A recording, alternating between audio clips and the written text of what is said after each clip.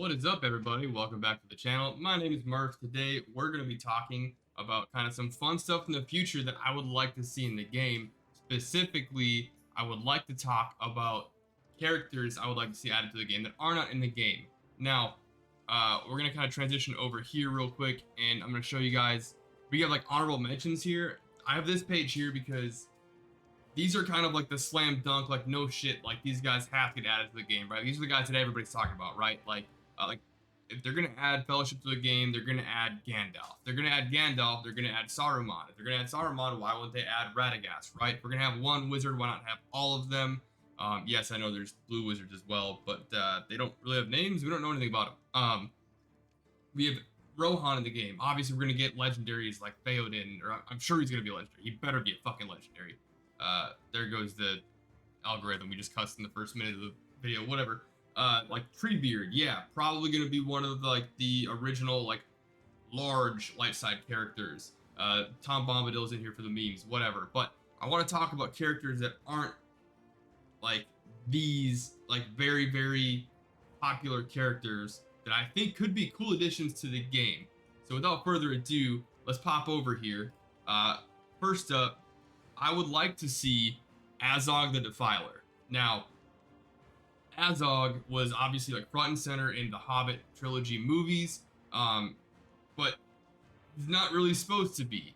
Peter Jackson took a lot of liberty with that storyline and changed a lot of things around. So if you think back to like the first Hobbit movie, if you've seen the movies, not read the books, and on an unexpected journey, I believe it's Balin is telling Bilbo about the great battle where Thorin slew Azog the Defiler and blah blah blah, where he chops his arm off and all that. That battle is actually the culmination of a war started by Azog. This picture on the left here is actually Azog beheading, I believe, was it Thror? It was Thorin's grandfather. I always get Thror and Thrain mixed up. Basically, Thorin's grandfather was beheaded at Moria by Azog the Defiler. This started a 9-year-long war called the War of the Dwarves and Orcs, which culminated in that battle shown in the flashback in The Hobbit Unexpected Journey. And actually, Azog does die during that battle in canon. And bear in mind, the game Heroes of Middle-earth is following the actual books and the canon, not necessarily the film trilogies, either one of them. I just have a picture of Azog from the movies to kind of bring it a little more relatable. Fun fact, in the actual Tolkien like universe in canon, King Dane Ironfoot, who we may or may not see on this list later on, he is the one who slays Azog the Defiler during this battle, and his son Bolg is in the game currently, is actually the one that takes up lead of the Misty Mountain Orcs and Goblins and leads them during the events of The Hobbit, wherein he is actually killed during the Battle of the Five Armies. Bolg is killed, the character in game, and he's actually killed by the next character on our list, Beorn the Skin Changer. Now, Beorn, I think, is another good candidate to be a large character for light side in the actual game itself. Obviously, he's going to be attached to the Hobbit trilogy. Beorn is a character that kind of shelters Thorin's company and Gandalf and Frodo right around the time when they're in Mirkwood. I believe it's just before they enter Mirkwood. I don't recall off the top of my head. It's been a long time since I've watched the Hobbit movies or read the Hobbit book. That one's a slog to try to get through, reread. But anyways, Beorn is a skin changer. I believe he's like the last of his kind, or is one of the last of his kind. I didn't read a whole lot about his lore, and I don't remember a lot about it because there's not a lot on him. But I think he could be a very interesting character, like mechanics wise. I could see it almost being kind of like if you play Star Wars Galaxy of Heroes, you've got Commander Luke Skywalker, where he's got like stances he can change between. Granted, there's not a whole big of a difference in CLS, but like I could see it being almost like a druid shapeshifter in like D&D or other RPGs, where essentially you could swap stances between Bayard, who's just a large human, and his like bear form, and being able to either tank or deal out damage or whatever else. I think it'd be really cool. I kind of also picture almost as like Wampa, in the sense that, like from Star Wars Galaxy of Heroes, in the sense that he doesn't really fit in with a team. He would fit in kind of just as his own solo character. But I mean, and obviously Wampa, the giant bear, does kind of a slam dunk comp.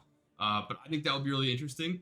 Another character on the list, we're kind of going down the Hobbit rabbit hole right now, um, uh, because I really think in terms of the release of characters, I think they should stick around the theme of the Lord of the Rings in that time frame, like the War of the Ring time frame.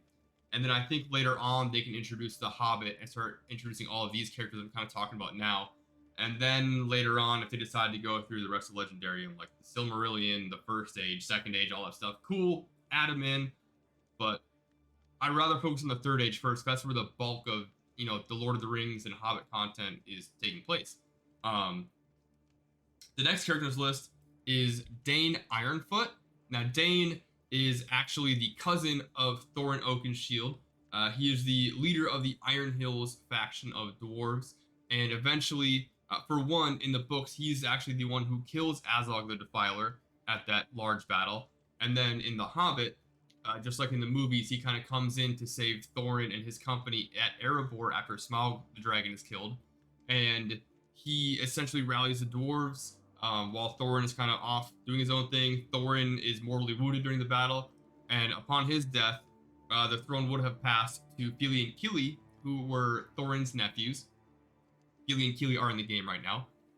But instead, because they also died during the battle, Dane, being the cousin of Thorin, actually inherits Erebor and becomes the de facto leader of the Longbeard dwarves, which is one of 7 different clans, and it's really the only dwarves we see in the movies or hear much of in the books. Gimli and Gloin and all of Thorin's company, they all belong to the Longbeards. So King Dane is actually the king at Erebor of the dwarves, going on from The Hobbit throughout the events of the Lord of the Rings. He's the one who actually sends Gimli and Gloin to Rivendell to basically counsel with Elrond, because there are, I believe it's one of the ring wraiths. It says a messenger from Mordor, and I think it's probably ring wraith. I don't recall if it's directly stated, but they actually appear at Erebor asking for Baggins in the Shire if they know anybody. And so Dane sends, Gimli and Gloin over to Rivendell to consult with Elrond about kind of these weird tidings. And then actually during the events of the War of the Ring, we don't see it in the movies. King Dane, along with I believe it's King Brand II, I think, he's a descendant of Bayard, or I don't know, whatever, a descendant of the dude in The Hobbit that kills Smaug. I always forget if it's Brand or Bard or whatever. A descendant of his, who's currently ruling Lake Town, they essentially defend Erebor against the Easterling army as they kind of march westward and attack. And Dane actually dies during that battle at 250 years old, like still wielding his big ass red axe. Dane's a fucking badass. Dane's fucking awesome. I don't think we need the giant hog for him to roll around in a game, but I think he'd be awesome. It would be interesting because with Thorin's company, we've got 13 dwarves plus Bilbo. And somehow, so that means we've got 14 total characters for Thorin's company, right? And that means that we were going to have essentially, I would assume 2 teams of 5 and a team of 4 out of these 14 characters if they put them all in the game, which they should. There's already a Thorin's company tag in the game, which means that we've got 1 team of 4. So with all the dwarves, like Gimli's going to be added to the game, but he's probably going to be used with a fellowship team. You're probably going to need another dwarf leader to add to round out that last squad of 4 from the Thorin's company tag. I think Dane is the perfect opportunity for the company to do it. CG, I'm here to talk, man. CG, I got all these ideas, man. Use me. The next character is also a member of Thorin's company, and it's actually Thorin Oakenshield himself. And I'm an idiot and forgot to do that. Here we go. Bam! Look at that. Look at that. We're thinking on our feet. We're moving. Thorin Oakenshield is the rightful heir and king of Erebor. Well, he's not really king of Erebor because he dies as soon as he takes the throne. But Thorin's just fucking awesome, right? He was one of, I personally didn't like the Hobbit movies. I didn't. I enjoyed Unexpected Journey. I didn't like the casting of, is it Richard Armitage who plays Thorin in the movies? I didn't like it at first because pretty boy dwarf sort of look, but he really won me over by the end of it, and I adore Thorin as a character. I mean, he's He's a dwarven warrior who wields an ancient, like, first age elven sword named Orcrist. Like, that's just fucking dope. It's awesome. And he wields a oak log as a shield. Dope. Like, fought in how many battles between the Battle of Five Armies? The God, what is the name of that battle? That name of that one battle is just, it's awful to pronounce. Basically, the battle at the gates of Moria, where his grandfather is killed and his father loses his mind. Um, I don't think I have to say a whole lot about why Thorin Oakenshield should be in the game, but what I will say is I do think Thorin is a slam dunk for another legendary event release, just like Elrond right now, and eventually the Witch King, I guess. Um, I could see, a few additional marquee releases of dwarven characters, and then, requiring the Thorns Company tag in order to unlock him. Or maybe even we have a second raid come out later on after the Mines of Moria, and that raid being like an Erebor raid with Smaug, potentially, the dragon from The Hobbit, and maybe he's a shard drop from that raid. That would be a great idea as well, I think. But that kind of ends it for the dwarves, and now we're gonna go into our last few characters here. The first one being Prince Emrahill, from Dol Amroth. Oh my god, what am I doing? Damn you, PowerPoint. I didn't preview this with my camera in the picture. Only 10 out of 10 production quality here. So Prince Emrahill is one of my favorite minor characters from the books, the same as Halbarad. Prince Emrahill is actually the brother-in-law to the steward Denethor in Gondor. His wife is married to his sister is married to Denethor. And he is the Lord of Dol Amroth, the Prince of Dol Amroth. Dol Amroth being one of the kind of like larger states or provinces, I guess, of Gondor. And he actually arrives before the Battle of Pelennor Fields, along with like 700 soldiers or 7,000 soldiers. I forget how many. And is really like one of the main powers in Gondor that we don't see in the movies. We just don't. He also, during the Battle of the Pelennor Fields, he goes out into the battle after the Rohirrim show up and they charge and Theoden falls. He witnesses King Theoden's kind of I forget what it's called, like his procession, I guess, like during the battle of like his funeral procession. He goes out to the battle and ends up meeting up with Eomer, who is now king, and fighting in the thick of the Pelennor Fields. And at the same time that Aragorn and the rest of his host make landfall, and they all kind of join up together and fight. And the three of them actually walk back to the city together. Prince Emrahill kind of agrees with Aragorn and says like, yeah, probably not best for you to just walk in right now and be like, what's up, guys? I'm the king. So Emrahill actually takes over the city after he finds out that Denethor has fallen. Emrahill is the one that finds Eowyn, and well, he doesn't find her. He's the one who realizes she's still alive on the fields after she has slain the Witch King. And between her and, I forgot, when Faramir rides out to retake Osgiliath, Prince Emrahill, along with Gandalf, are the ones that send a party out to rescue Faramir and the rest of, if any, of the survivors. I forget if there are survivors in the books. But like all throughout the Return of the King and all the events in Gondor and Minas Tirith, Prince Emrahill is just all over the place. He also takes place in the Battle of the Morannon, or is that what it's called? At the end when they go to the Black Gate and they distract Sauron. Prince Emrahill is just awesome, super cool.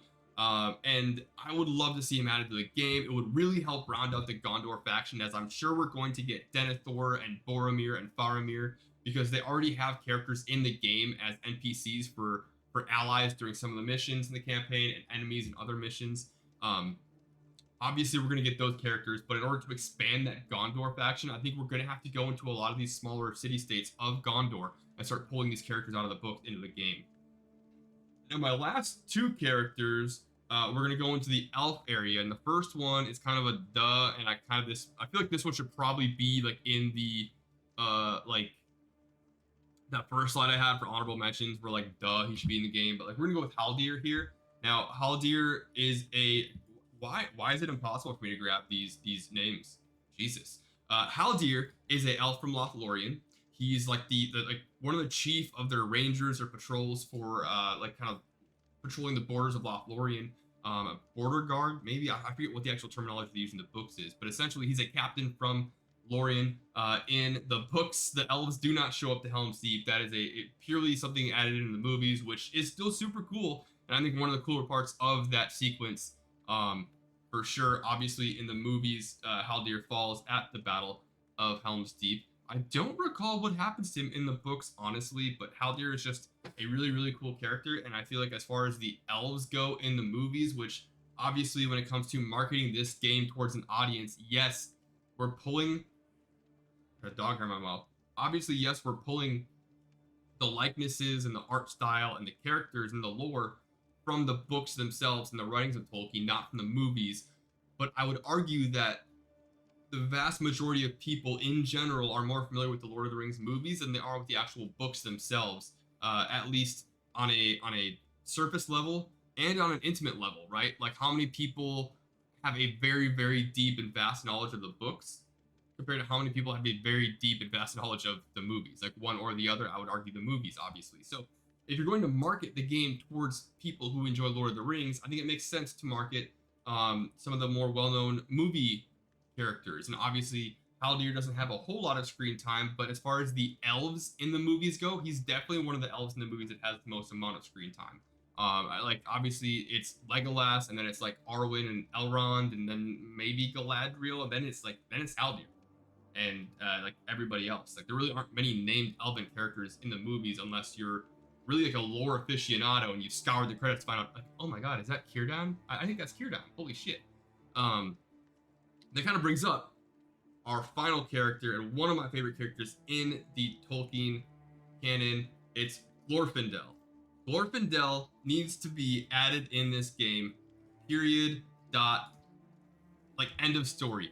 Glorfindel is one of the only elves from the first stage that is still around at this point that hasn't actually left to go to that hasn't departed the Grey Havens to go west. And because of the fact that he actually was alive to see, oh my god, why am I brain farting and blanking on the name? Their version of heaven. Why am I blanking on this? This is so embarrassing. Valinor. Jesus, there we go. He's one of the only people to have actually seen the trees of Valinor when the light was still there before the giant spider and Morgoth destroyed it. Well, I can't think of the spider's name, but Ungoliant. There it is, Ungoliant. Shelob is a direct descendant of Ungoliant, or it's referenced in the books at least. So because of the fact that he's actually seen the lights on Valinor, he's able to like see into the Shadow Realm. So he sees the ring wraiths and he's able to see their actual forms. He's able to he actually gives off almost like a radiance or a light, the same way that Galadriel does, because she's also one of the only elves that was there during the first age. And Glorfindel resides in Rivendell during the time of the Third Age. And there's just so much cool shit in the canon that Glorfindel did, and he wasn't in the movies for whatever reason, but like in the earlier Third Age, when the Witch King of Angmar is actually taking over Angmar and overthrowing Arnor, which is the other capital or the other city of Númenórean men. There's Gondor and Arnor. Arnor is where Aragorn and the Dunedain Rangers are all descended from, the Fallen Kingdom in the north. During the fall of Arnor, Glorfindel and the at that time King of Gondor are essentially like they're confronting the Witch King, and Glorfindel is the one who actually makes the myth or whatever that the Witch King shall not fall by the hands of man, and that's fulfilled by Éowyn later on in the movies. Glorfindel is also the character. It's not Arwen in the books that runs or that is sent out by Elrond during the Road to Rivendell, I guess, time in the books, and he is the one that comes across Strider and the hobbits just after Frodo's been stabbed by the Morgul blade and takes him upon Asfaloth, his horse, and brings him back to Rivendell. It's actually Glorfindel in the books that does that, not Arwen. And Glorfindel also is the most fucking metal character in the books because he, like Gandalf, fights a fucking Balrog during the First Age in the fall of Gondolin, the greatest elf city that ever was. He's defending refugees that are fleeing from the city and goes and fights a Balrog and kills it. And the Balrog, just like Gandalf, fucking pulls him down into some abyss and he dies, where he's born out of that abyss by an eagle and brought back to Valinor is actually brought back to life, just like Gandalf. He's the only other character other than Gandalf that has, one, like fought and killed a Balrog that I know of, and two, the only other character that was brought back by Eru Ilúvatar himself, like the one god. It's so cool. He's such an awesome character. And why the fuck are we getting Lomion in the game instead of Glorfindel? Like, explain it to me. Like, I understand the need to have, you know, unnamed characters, like the minion characters, like what we have in Marvel Strike Force. I understand the need for inventing new characters. You know, if you don't want to put unnamed characters, like, you know, like Rivendell Lancer. This is our Rivendell Swordsman character, guys. Like, I get it. You want to put an actual name on the character and kind of give it a personality, have a little creative liberty with it. I'm all for it. There's so many cool characters in Tolkien, like Glorfindel, that would be awesome in this game, and I really want to see it. And maybe eventually we'll see him added in. Maybe we'll get like an old school like Noldor elf theme or something, or a first stage elf, and he'll be in there. But anyways, that's it for this video, guys. That's all I have to talk about. I've kind of gone on long enough. You can see there's plenty of stuff in here already. Like, we've got our Mordor orcs, right? We've got so many different named Mordor orcs that we could fill in here, from the Mordor orcs that, you know, run into Merry and Pippin and the Uruk company in the Two Towers, to the rest of them that are here with Ungol that fight against Shagrat, because there's two different factions of orcs there that fight each other. We've got Dunland. I honestly tried looking into it a little bit, and there's only like 2 named Dunland characters, and they're from like well before the events of the Lord of the Rings. But maybe they're the 2 that we're gonna see eventually added to the game. The Haradrim, there's I don't know, like, there's Haradrim in here, but there's no Wayne Riders or Easterlings yet, so there's potential we could see other like Eastern men added to this to the game itself. I'm really interested to see what they end up adding for the Witch King eventually. And there's just, what else? Like, dwarves, elves, gonna talk about them. Goblins, there's not a whole lot else to talk about with the goblins, unless we just start adding more unnamed goblins, I feel like. Isengard, yeah, like there's like Grima, maybe Saruman. But I'm very interested to see where we go, and I'm kind of just rambling at this point, and I should just cut the video off. So love you guys, bye.